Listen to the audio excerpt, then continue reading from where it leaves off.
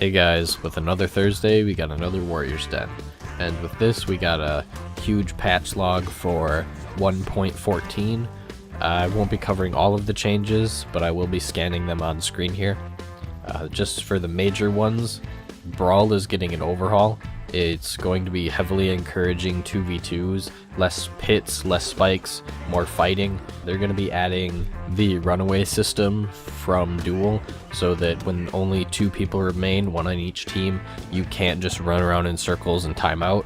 They're also going to be adding a win mechanic, so that whoever has the higher percentage of health at the end of a round, when it times out, wins on a technicality. Another thing Brawl related is they're going to be changing the way MMR works, so that Brawl and Duel will be separate MMRs as they're currently shared. Moving on from Brawl into mechanics, they fixed Flicker. They also fixed Unlock Tech with a large improvement to how it targets players. Hopefully this means that we won't be seeing any more exploits. Assassins now follow the same parry conditions as every other hero. This means you can't parry Warden's Crush and Counter anymore. This should make things more consistent across the board. Then in specific hero news, Shinobi has gotten buffed quite a bit. He got more HP, they buffed his stamina so he can do more stuff. His reflex guard went from 500 milliseconds to 800 milliseconds, and they nerfed his tackle. Warlord has then been buffed as well. They reverted his headbutt nerf. They buffed his dodge recovery from 700 milliseconds to 600 milliseconds. It's not a full reverse, but it is better, and his lights have gotten buffed slightly.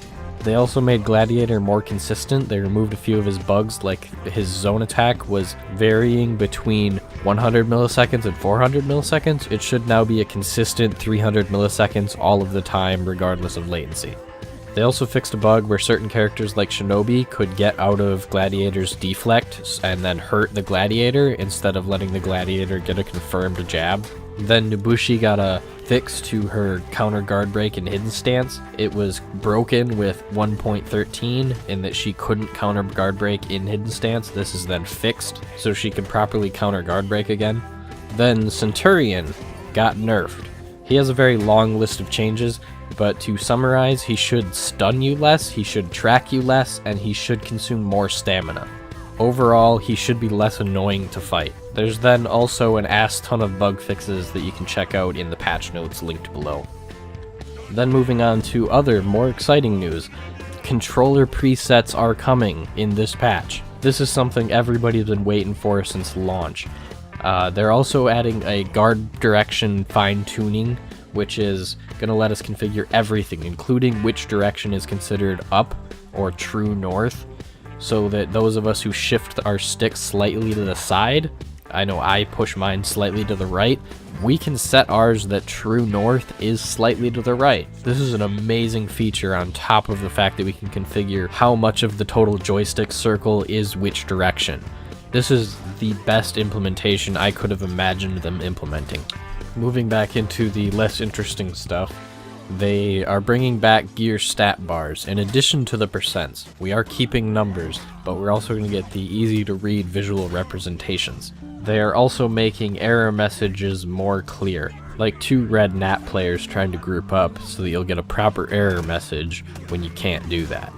Both of the implemented colorblind modes should be getting enhanced.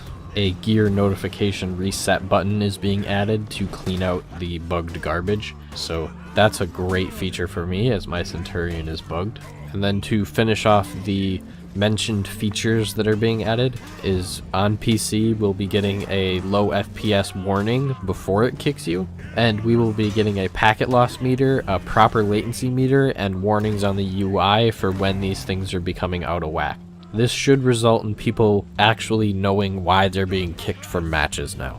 And then in today's live content drop, we received 2 new battle outfits. Those are the basic ones with no ornament, just a color palette and some symbols.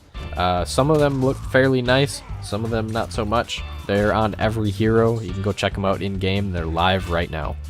So with that, you have my recap of today's live stream, and if you enjoyed it, please leave me a like. If you think I forgot something that was important, please leave it down in the comments, and for those of you who are new to the channel, please subscribe. And with that, I hope you guys have a great day, and I'll see you on the battlefield.